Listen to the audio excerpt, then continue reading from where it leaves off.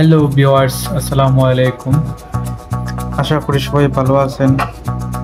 তো বিস্তারিত কথা বলবো এই গেট নিয়ে। গেটের মধ্যে কত টাকার মালামাল লাগছে এবং কত টাকা মজুরি এবং কাজ শেষ করতে কত টাকা খরচ হয়েছে আর কত টাকা লাভ হয়েছে।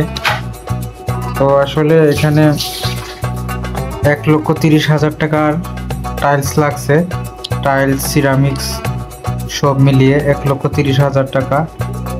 মজুরি 60,000 টাকা।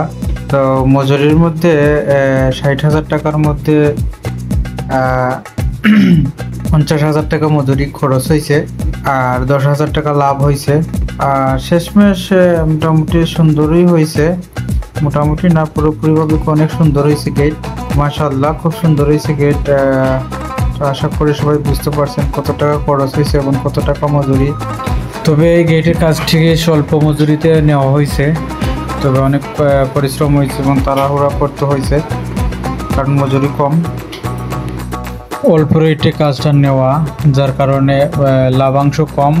আর কাজটা অনেক সুন্দর হয়েছে। বর্ডার দেওয়া হয়েছে, পট্টি দিতে হয়েছে। তো আশা করি মোটামুটি সবার কাছে ভালো লাগবে। ইনশাল্লাহ ভালো থাকবেন। আসসালামু আলাইকুম।